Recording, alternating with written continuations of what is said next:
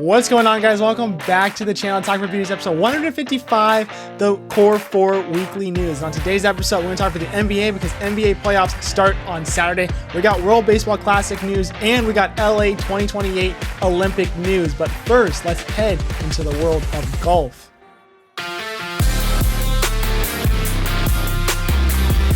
So we're starting this one in the world of golf, mainly and only the Masters talk. The Masters, probably one of the most recognizable golf tournaments for anybody around in sports, let alone golf world in general. Everybody's eyes were on this game. This tournament, excuse me. There was a lot on the line here, a lot of history, a lot of big names in this one.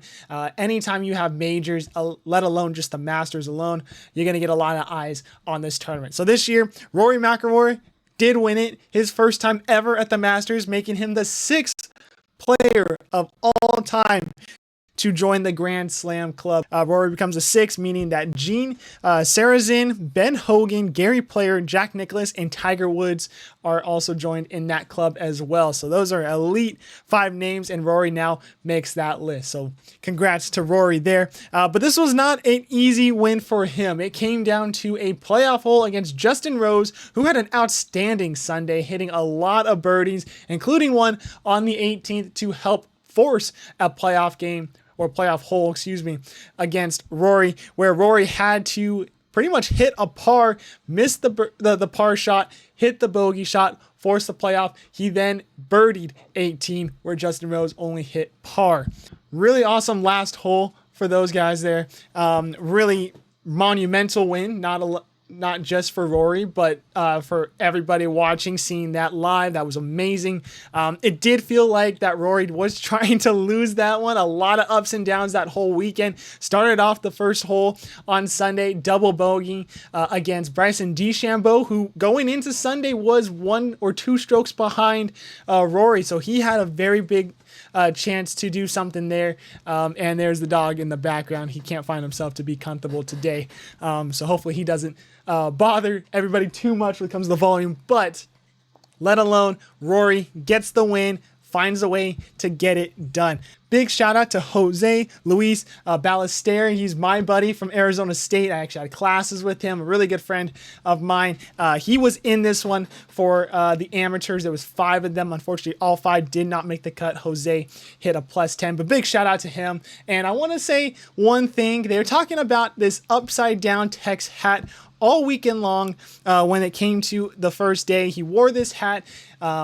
I will show you the hat because I actually have the hat. It is a New Rivals upside down Sun Devils hat. Has the Sparky logo on the side. Honestly, a very nice hat, very well made hat. Honestly, nothing wrong with the hat. There's no vulgar text. It is just a college hat. It represents your college, has the official logo of the company, No Rivals there, has Sparky on it. I mean, there's nothing you can complain about this hat. He's an amateur. He's going to wear the stuff from his college, and obviously that's Arizona State. So for people to pretty much backlash him for wearing an upside down Tex hat is outrageous. Get a life, old people. It's all the old people in the social media world. The young kids do not care. Let the kid play golf. Don't worry about anything else. He's an amateur. He's gonna pretty much have a chance to do this again. At least I hope so. If not, then this is an amazing once-in-a-lifetime experience for Jose, but I expect him to be back at the Masters. So congrats to you, Jose. Huge shout out there to him. But looking at the leaderboard, some notable results. Obviously, Rory at -11, Justin Rose at -11 as well. He was 2nd place. Patrick Reed was in 3rd. He was at 9 under. Scotty Scheffler in 4th at 8 under, and 2 tied for 5th at 7 under. Bryson DeChambeau and Jung Jae Im, I think is how you say it. Those were some notable results. Some notable finishes as well. Ludwig Aberg was 7th. He finished 6 under. He hit a triple bogey though on 18, which would have put him at tied for 3rd if he was able to par that one. Xander Schauffele at tied for 8 at 5 under. Max Homa, really big weekend for him. He unfortunately only went 4 under, tied for 12th, but he's been struggling the last couple weekends. Awesome to see him back at the top. Jordan Spieth, 14, tied there at 3 under. A couple of notables to miss the cut, though. Keegan Bradley, Dustin Johnson, Tony Finau, Sergio Garcia, and all 5 amateurs missed the cut. So that was just something to note there. This year, the purse was increased to $21 million, meaning the winner, this case, Rory, won $4.2 million. So big payday for Rory McIlroy there. And on Sunday, the viewership was skyrocketed. It drew 12.7 million viewers on Sunday from 7 to 7:15 at night. That was peaked at 19.5 million views. Across, I guess, probably the whole entire world. I'm not too sure, but I figure overall the whole world. It's the most watched golf event, though, in the last 7 years. It was up 33% from last year's Masters tournament. So, as a whole, what do I think about the Masters? Do I think this is good for golf? Do I think it's going to stay at this normal, I guess, quote-unquote, normal rate? I think the Masters tournament was great. I thought there was a lot of big names that everybody seemed to know that were still in the hunt for wins. I thought the whole Bryson DeChambeau versus Rory McIlroy leading up into Sunday, even though it was not a very close Sunday between those two, was a lot of fun to talk about and pretty much have opinions on. So I thought all that was very fun when it came to the tournament. Do I think this tournament is going to keep golf at a high? I don't think so. I think we're going to see, obviously, the major tournaments have these kind of big highs when it comes to now Rory trying to win more and more than that, than just the one Masters and so forth. So I think we're going to see more of that when it comes to watching golf. But as a whole, I still don't think a lot of people are going to be watching golf just out of the blue. I will probably tune in, but it's going to be the kind of thing where I'm not going to tune in all the time. So I don't think it's going to happen every single weekend. I think you'll see some big tournaments like the Waste Management Open, which is not a major, but you're going to see more viewerships on things like that. So some special tournaments or events, I think you're going to see that. Maybe if you see a big storyline going into the weekend, you'll see some things like that as well. But I think having Netflix series like Full Swing is helping the sport grow, get more fans and people into who each of these golfers are, finding new favorite golfers and going into your own favorite golfers and seeing behind the scenes there. So I think that helps. And we've already seen it with Formula One and Drive to Survive with the United States and them growing the game of Formula One. So I think that's going to be huge moving forward for that. But I do think there is obviously going to be a drop-off of viewership. I do not think this is going to be consistent throughout, but who knows? I mean, golf is definitely growing in the States, especially because of that Netflix series Full Swing. All right, let's head to the NHL. We're going to start off with the record breakers because there's actually a lot of history within the teams and the NHL history.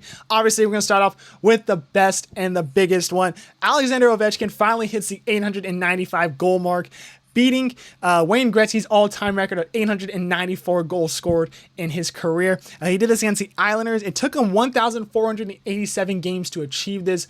Gretzky played that many games to achieve the 894 goals record. So for Ovi to do it the same amount in even faster rate of scoring is astonishing. I saw this crazy stat too. Washington's goals since his debut, 18.6 of those goals have been Ovechkin's goals. So he's contributed 1 goal for every, give or take, 5 goals is Ovi's goal. So that's unbelievable to put in perspective there. Also, another weird stat, April 6th is where he broke the record. That was also Gordie Howe's last career goal in the NHL, 881st goal there. That was back in 1980. Plus, the Washington Capitals back in 2004 won the lottery on this day, which helped them secure the draft pick of Alexander Ovechkin. So really big history day when it came to the NHL and correlating all these together. So congrats to you, Ovi. You're definitely the best goal scorer in my books when it comes to league history. And he's not going to slow down anytime soon. He's going to hit the 900 mark. Will it be in the playoffs? I hope so. At the very least, he's going to play another season, I would think so. I think we're going to see maybe 920. I don't think that's out of the question there. I think we'll see 920 goals at the very least from Alexander Ovechkin.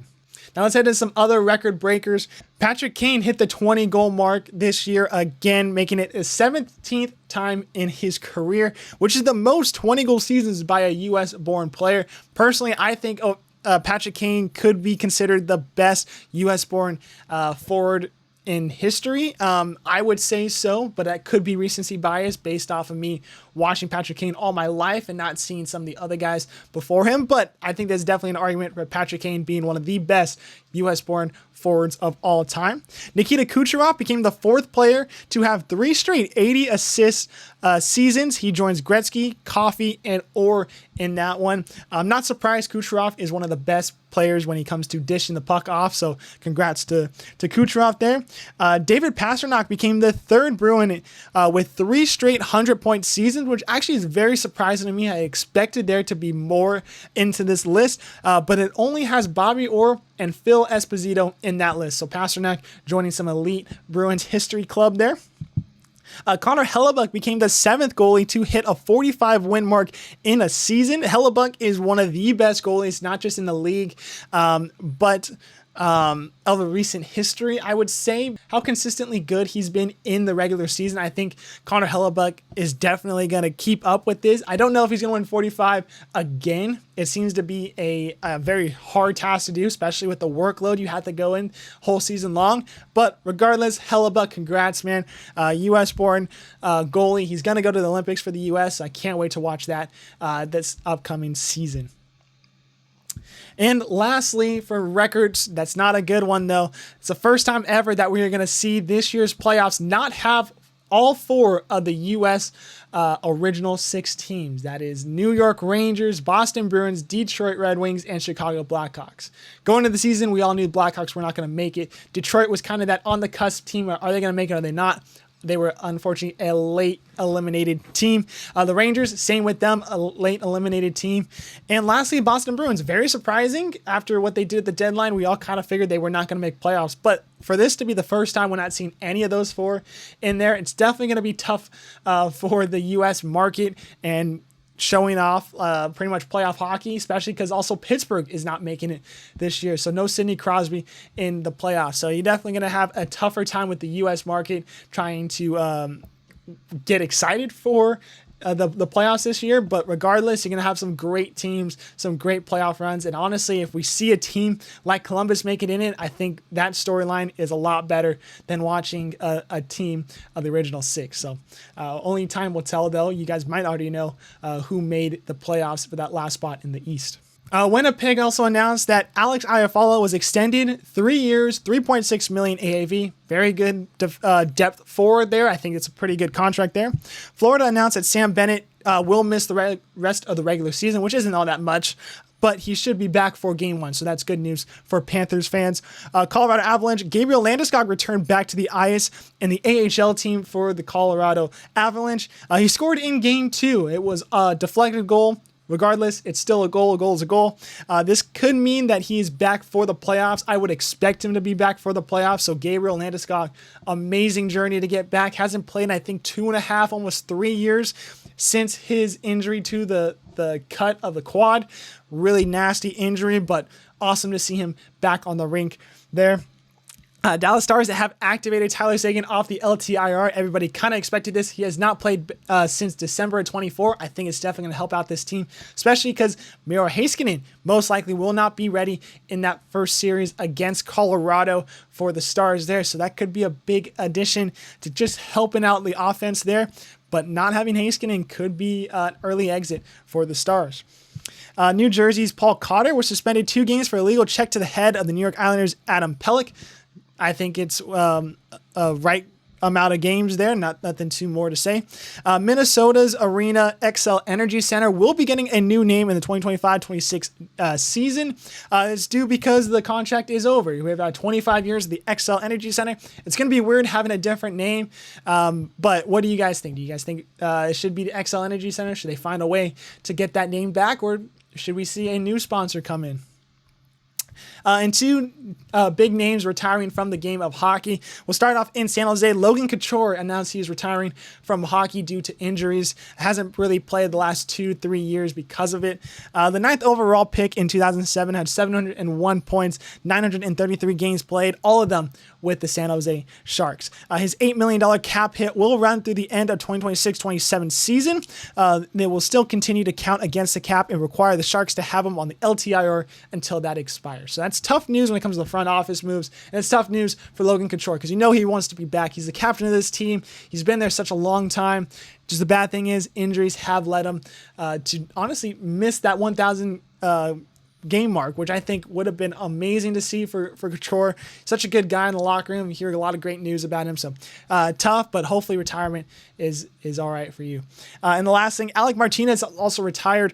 He's a 4th round pick in 2007, 289 points in 861 games played. Played for LA, Vegas, and most recently Chicago. Has 3 Stanley Cups to his name, 2 with LA, 1 with Vegas. Had that amazing cup runs with LA, had that overtime winner against Chicago in Game 7. Also had the game-winning overtime goal against the Rangers. I think that was back in 2014 to win the Stanley Cup. So that was amazing runs by Alec Martinez. He's a Los Angeles King legend. Will he be retired number-wise? Probably not, but he's definitely going to be one of the most loved LA Kings players back in those 2012, 2014 runs for him. So congrats to you on your retirement. All right, let's head to the NBA. We don't talk about a lot of basketball on here, mainly because it's just not one of my sports I'm very strong and comfortable about talking with. But we talk about playoffs on here, regardless of pretty much any of the core 4 sports. So we got playoffs starting this week. So here are my predictions for the West and the East. We'll start off in the West. OKC will be the first seed in the West. No surprise there. They've been the best team all season long. Now they get the play-in. So the play-in teams are number 10, Dallas, versus number 9, Sacramento. Between those two, I think Sacramento wins it. And then Sacramento would have to play number 8, Memphis. And I still think Sacramento will get it. So I think Sacramento versus OKC in the playoffs for the first round. And I got OKC beating Sacramento. I think OKC is a very tough team. Yeah, they got inexperience when it comes to the playoffs, but I still think OKC will find a way out at least of the first round. And obviously, these will only be the first round predictions. When we get into the second round, I will make my predictions for that one as well. The next playoff series would be number 4, Denver versus number 5, LA Lakers. And I'm going with the Clippers. I'm going with the Clippers here. I think actually the Clippers have been playing very well to end off the year. They're a team that you can't expect them to do much more. They're not going to win a championship as long as the Lakers are still in town. So I still think the Clippers are the stepbrothers of LA, but I still think they make it out of the first round. Yet Jokic is a very tough player to get past. I just think LA, based off of how they've been playing the last couple of weeks, I think they make it past, but I could see it going 7 games for that one. Next up, we got number 3, LA Lakers for number 6, Minnesota Timberwolves. I don't think there's a chance the Lakers lose this one. I like this Lakers team. I'm not sure. Are you telling me in 7 games they couldn't beat Memphis? They couldn't beat the Nuggets? I told you the other day, Stephen A., it doesn't matter. OKC, KFC, UFC. Lakers in 5. I got the Lakers in this one. I don't think there's a way they lose this series in this one. I think they got it in 5. And then next, we got number 2, Houston versus number 7, Golden State. I'm going with Golden State here. I'm going to take the Wiley Vets in this one. I don't think they'll make it too much further past, but I'll take the Wiley Vets in this one. I got Golden State winning this one over Houston. Now let's head to the East. Number 1, Cleveland versus the play-in. I think Cleveland is a great team this year as well. They're the best team in the East. I think them and Boston could be the finals there for the East. But just for this one, they have to do the play-ins. The play-ins, number 10, Miami versus number 9, Chicago. I think Miami wins that one. I don't think it's going to be a very good game, though. And I think Miami versus Atlanta, who's the 8th seed, I got Atlanta winning that one. So I think Atlanta will have to play Cleveland. And therefore, I think Cleveland beats Atlanta. I don't think there's a way Cleveland loses to any 3 of those teams, regardless of who wins it. So I think Cleveland moves on there. Number 4, Indiana versus number 5, Milwaukee. I think Indiana's edges out Milwaukee. We don't know about Damian Lillard's injury, if it's going to be the full series or not. Hopefully it's not, and the Bucks can have him back. But if it is, it's definitely going to be a tough series to win without him. So I got Indiana just based off of not knowing if Damian Lillard will be back for that series. Number 3, the New York Knicks versus number 6, the Detroit Pistons. I don't know too much about the Pistons. I know the Knicks have been pretty solid all year long, but I can't really tell you too much about them. So based off of just looking at the numbers and things like that, I'm going Knicks. I'll take them in 6, but I'm not really too confident and too sure about that one. On the last series, number 2, Boston versus number 7, Orlando. Boston, yet again, coming off the championship. I think they're going to run it back and be a tough team. So I got Boston winning this one. I think they could sweep Orlando too. So I'll take Boston in 4. All right, let's head to the MLB. We'll start off with unfortunate news, the injury list. The LA Dodgers placed Blake Snell on the 15-day IL with left shoulder inflammation. Milwaukee puts Nestor Cortez on the 15-day IL with left elbow flexor strain. Seattle put Victor Robles on the 10-day IL with left shoulder injury. St. Louis puts Mason Wynn on the 10-day IL with back spasms. Washington puts CJ Abrams on the 10-day IL with hip flexor strain. Colorado puts Chris Bryant on the 10-day IL with lumbar degenerative disc disease.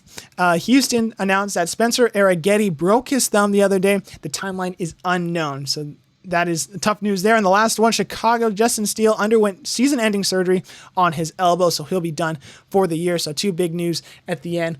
Unsure about Andrew Getty and Steele being done for the rest of the year. Toronto announced that they finally have made a deal with Vladimir Guerrero Jr. 14 years, $500 million. This is tough news because I really wanted to see him back in Los Angeles with the Angels, but that was unfortunately not going to happen with that kind of pay that he got. So congrats to him, though. Big payday. I don't really think he's worth that much. I think it's top 5 in the league when it comes to contracts. I don't think he's worth top 5 in the league. He's a very good first baseman, don't get me wrong, but that's a lot of money that Toronto's forking over there. So hopefully they can build around him and get a winning team back to the playoffs there. A couple of records to note. The Mets, Francisco Lindor has reached the 1,500 hit mark. He did it versus Miami. And the Angels, Kenley Jansen, reached 450 saves versus Tampa Bay. So congrats to those two guys. An unusual record breaker, Milwaukee's Jose Quintana becomes the 24th pitcher in MLB history to defeat all 30 teams. He becomes the 4th active player to do this. The other 3, Charlie Morton, Garrett Cole, and Max Scherzer. So congrats to you guys there. And then lastly, we got the 2026 World Baseball Classic Tournament pool draws. So we got 4 pools. There are a lot of teams here. It should be a very fun tournament in 2026. The bad thing is I will not be attending because the closest games are in Houston. Last time, 2024, I think it was.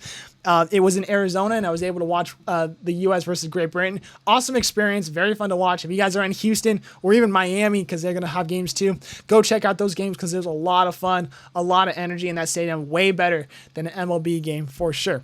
So Pool A, that will be in San Juan, Puerto Rico. We have Puerto Rico, Cuba, Canada, Panama, and Colombia. In Pool B, that's Houston, Texas. We have the U.S., Mexico, Italy, Great Britain, and Brazil. Pool C, we have Tokyo, Japan hosting. They'll have Japan, Australia, Korea, Czechia, and the Chinese Taipei. And lastly, in Pool D, that'll be in Miami, Florida. It's Venezuela, Dominican Republic, the Netherlands, Israel, and Nicaragua. So I think it's going to be a great tournament. Very fun to watch. We already have announcements on some of the U.S. news. Mark DeRosa will be back as manager for them. Plus, they also announced that Aaron Judge will be on this team. He did not play in the 2024 team, which is kind of surprising to some people, but he will also be captain of the team. So I think Aaron Judge being on this team, U.S. is definitely going to be an early favorite here, let alone Japan coming off the win. They have Shohei Ohtani. Can they run it back? Obviously they can. Japan's a very good team, but the U.S. bringing on Aaron Judge, definitely a huge plus to that roster there. All right, let's head to the cleanup now. We'll start off in the world of international soccer, the Gold Cup draws. So the Gold Cup is a North American tournament with a couple other teams sprinkled in there. They do send invites out. This year, Saudi Arabia got the invite to come in. But here are the draws. We have 4 groups. We'll start off in Group A, Mexico, Costa Rica, Suriname, I think is how you say it, and the Dominican Republic.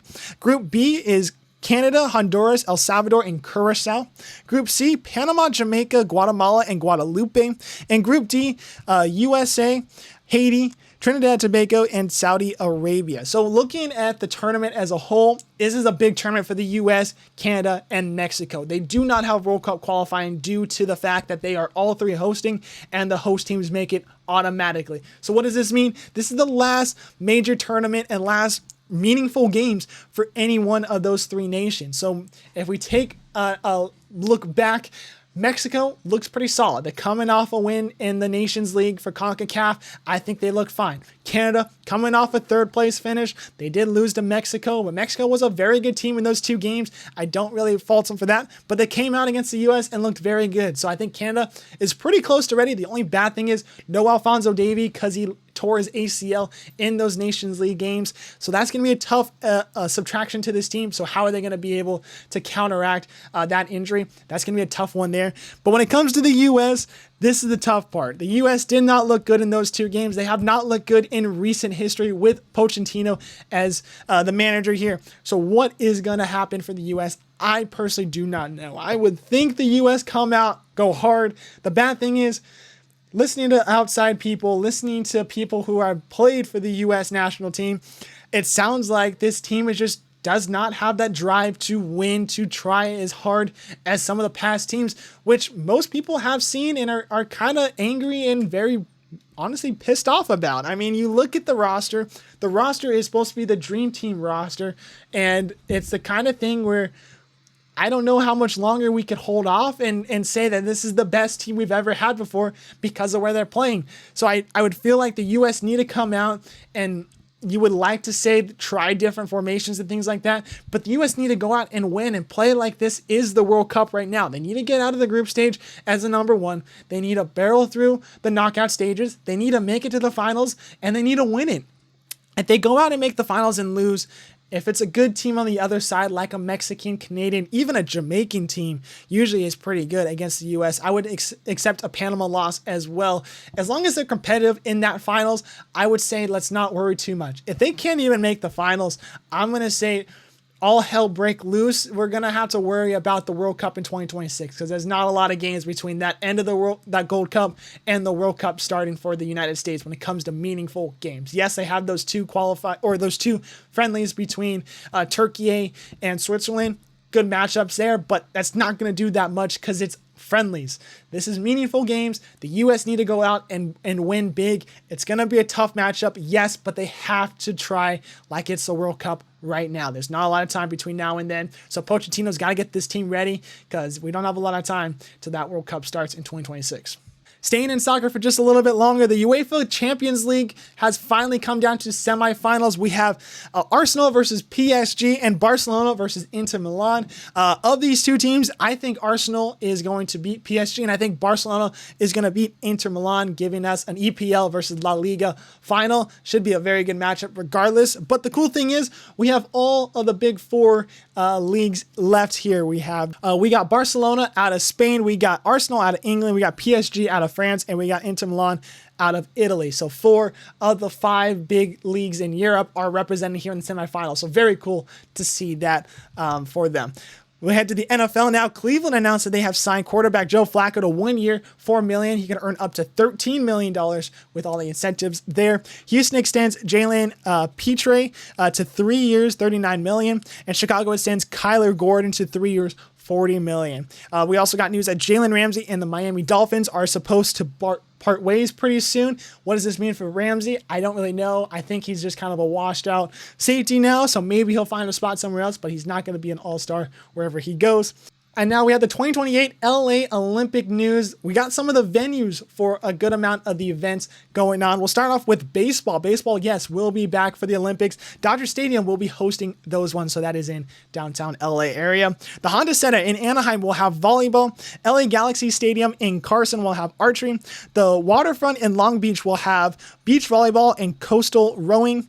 The Sepulveda Basin Rec Center in LA. I'm not sure if I even said that correctly. We'll have 3-on-3 basketball and the modern pentathlon, I think is how you say it. The USC Sports Center will have rhythmic gymnastics. The Universal Studio Lot will have squash. And lastly, the Peacock Theater in downtown LA will host boxing that year. So very cool, very fun to see that the Olympics are coming to Los Angeles. It's the first time I've ever seen the Olympics, so I most likely will try to get to an event if possible. Obviously, if money is right and timing's right there, but it'll be very cool to see that. So honestly, when it comes to Los Angeles area and just the United States as a whole, we got some crazy sport events. This year we have Gold Cup 2025. We have the FIFA Club World Cup in 2025, which actually the closest games will be in Pasadena, Rose Bowl area for you LA listeners. Also certain areas as well. I think East Rutherford, New Jersey will have the finals there. So I think Miami also gets games. I want to say Houston gets games as well, but I would check it out before you confirm there with that. Then you got World Cup in 2026. That is all over the country there. Also in Canada and Mexico. Then you got 2028, the Olympics. So very awesome sporting events, big sporting events here. Also, if you want to include World Baseball Classic in 2026 being in Miami and Houston as well. So awesome time to be in the United States when it comes to sports. So make sure you go check out some of those events because they're definitely going to be once in a lifetime experiences there.